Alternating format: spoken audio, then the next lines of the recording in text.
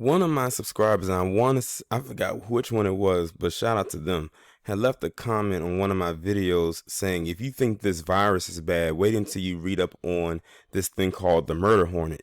Now, Lisa Cabrera actually did a video talking about it, and then I did, look up some different articles talking about this murder hornet.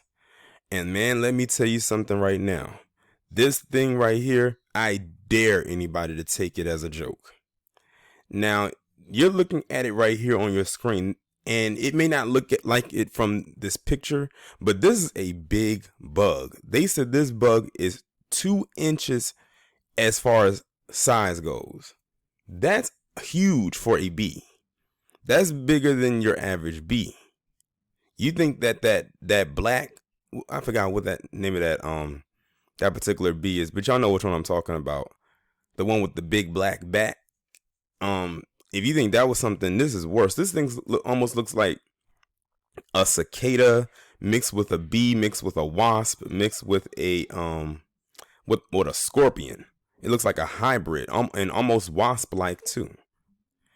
But I'm gonna go ahead and I'm gonna read this article and see what else we can find out about this murder hornet. And by the way, this thing comes from Japan.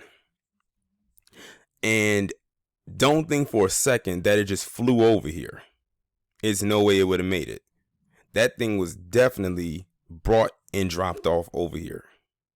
And they said this is the first time that this murder hornet has ever been in the US. In his decades of beekeeping, Ted McFall had never seen anything like it. As he pulled his truck up to check on a group of hives near Custer, Washington in November, he could spot from the window a mess of bee carcasses on the ground. As he looked closer, he saw a pile of dead members of the colony in front of a hive and more carnage inside. Thousands and thousands of bees with their heads torn from their bodies and no sign of a culprit.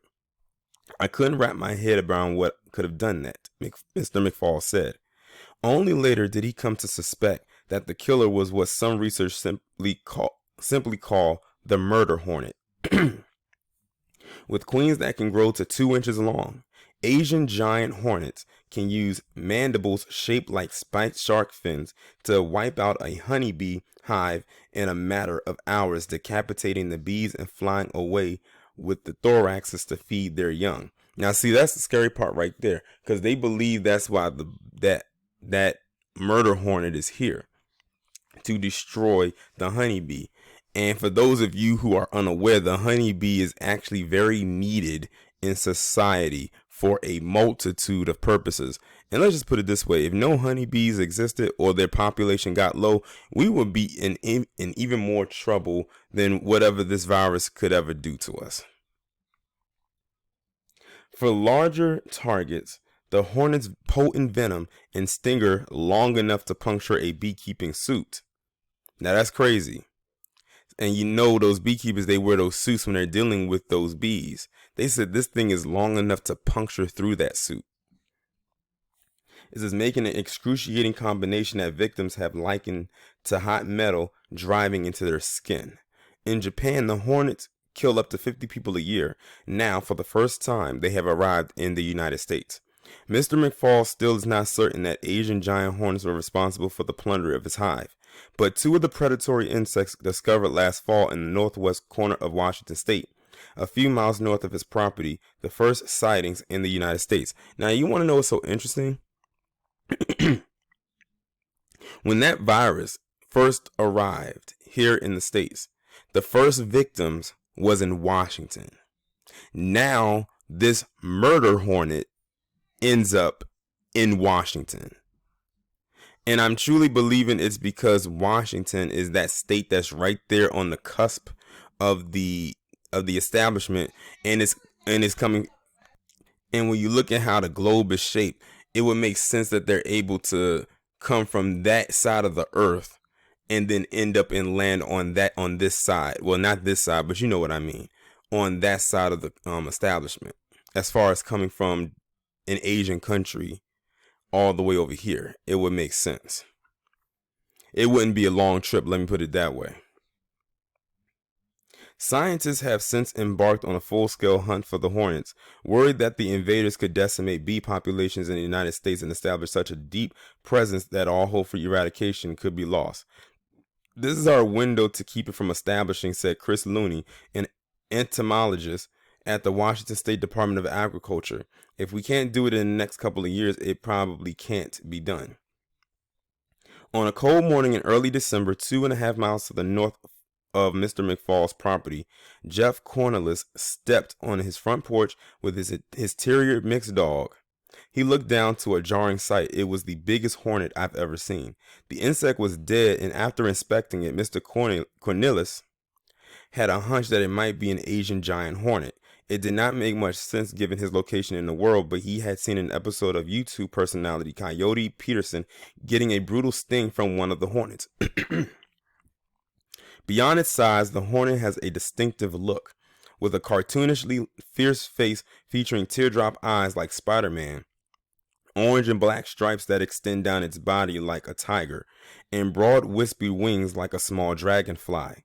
Mr. Cornelius contacted the state, which came out to confirm that it was indeed an Asian giant hornet. Soon after, they learned that a local beekeeper in the area had also found one of the hornets. Dr. Looney said it was immediately clear that the state faced a serious problem, but with only 2 insects in hand and winter coming on, it was nearly impossible to determine how much the hornet had already made itself at home. Over the winter, state agriculture biologists and local beekeepers got to work, preparing for the coming season. Ruthie Danielson, a beekeeper who has helped organize her peers to combat the hornet, unfurled a map across the hood of her vehicle, noting the places across Whatcom County where beekeepers have placed traps. Most people are scared to get stung by them, Miss Danielson said. We're scared that they are totally going to destroy our hives. So basically, this sounds like a predatory style bee, basically. Adding to the uncertainty and mystery were some other discoveries of the Asian giant hornet across the border in Canada. In November, a single hornet was seen in White Rock, British Columbia, perhaps 10 miles away from the discoveries in Washington State, likely too far from the hornets to be part of the same colony. Even earlier, there had been a hive discovery on Vancouver Island across a strait that was probably too wide for a hornet to have crossed from the mainland. Crews were able to track down the hive on Vancouver Island. Conrad Berube, a beekeeper and entomologist in the town of Nanaimo, I probably mispronounced it, was assigned to exterminate it. He set out at night when the hornets would be in their nest, put on shorts and thick sweatpants, then his bee suit. He donned Kevlar braces on his ankles and wrists, but as he approached the hive, he said the rustling of the brush and the shine of his flashlight awakened the colony.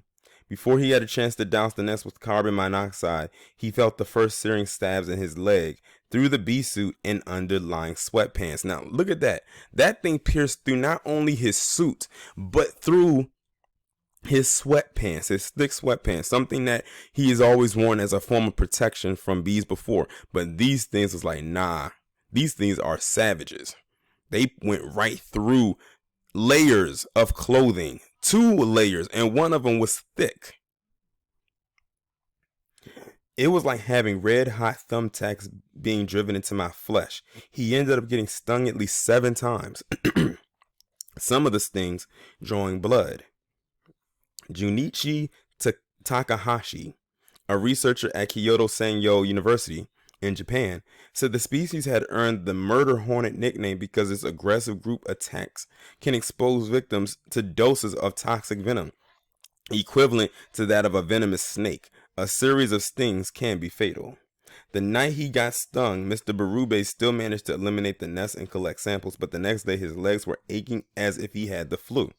Of the thousands of times he had been stung in his lifetime at work, he said the Asian giant hornet stings were the most painful. After collecting the hornet in the Blaine area, state officials took off part of a leg and shipped it to an expert in Japan. A sample from the Nanaimo nest was sent as well. A genetic examination concluded over the past few weeks determined that the nest in Nanaimo and the hornet near Blaine were not connected, said Talisa Wilson, a state pest biologist meaning there had probably been at least 2 different introductions in the region. Dr. Looney went out on a recent day in Blaine carrying clear jugs that had been made into makeshift traps. Typical wasp and bee traps available for purchase have holes too small for the Asian giant hornet. He filled some with orange juice mixed with rice wine.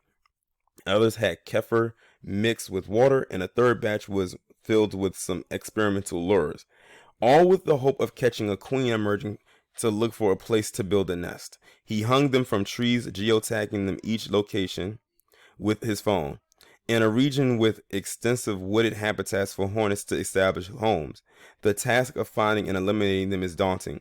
How to find dens that may be hidden underground, and where to look, given that one of the queens can fly many miles a day at speeds of up to 20 miles an hour. That's fast for a bee. 20 miles an hour for a bee is fast. The miles of wooded landscapes and mild wet climate for western Washington state makes for an ideal location for the hornets to spread. In the coming months, Mr. Looney said he and others plan to place hundreds more traps. State officials have mapped out the plan in a grid starting in Blaine and moving outward. The buzz of activity inside of a nest of Asian giant hornets can keep the inside temperature of up to 86 degrees. So the trackers are also exploring using thermal imaging to examine the forest floors. Later, they may also try other advanced tools that could track the signature hum the hornets make in flight. If a hornet does get caught in a trap, Dr. Looney says, there are plans to possibly use radio frequency identification tags to monitor where it goes, or simply attach a small streamer and then follow the hornet as it returns to its nest. While most bees would be unable to fly with a disruptive marker attached, that is not the case for the Asian giant hornet. It is big enough to handle the extra load. That's crazy. And when you look at it, yeah, you can definitely tell. So they're planning on putting like tracking devices on them, so because they know it's going to go back to the hive, and once it gets there, they can destroy the hive. But that's crazy. I was even reading somewhere where somebody said that getting stung by one of these bees is like getting shot with a 9mm. If you have to compare getting stung by a bee to getting shot with a gun, you know that sting is powerful. And they were talking about a video about one of the guys that they watched on YouTube getting stung by the bee. I saw the clip, and his arm swelled up to the point where it looked like, I'm trying to think of something to describe it. It almost looked like if you was to put like 3 golf balls in a row on someone's arm, that's what it looked like. And swelled up pretty fast. But they said that if you are allergic to bees or something like that, and you get stung by one of these, not only will you probably die, but you're going to go through extra shit while in the process of actually dying. But the fact of the matter is, the fact that a sting like from this bee can take you out in a matter of minutes just shows you how powerful it is. But like I said, it sounds almost like a very predatory style bee, like they are sent here to destroy the honeybee, which is needed for the environment. But that's crazy. And it's crazy because I was looking through the comments of, I think it was Lisa Cabrera's comments, and someone compared this to the game of Jumanji. And I said, that's interesting you say that, because in the movie Jumanji, and I'm talking about the original one, the first thing to come out of that game in the beginning of the movie was bats. Then when they got the game restarted years later, the first thing to come out of it was wasp, like these big wasps. So I'm just waiting to see a stampede of wildlife just go down the street next. So, I mean, you might as well. But y'all let me know what y'all think about this down in the comments. And this is very real. Someone out there is probably going to say this is fake too. Nah, this is definitely very, very real.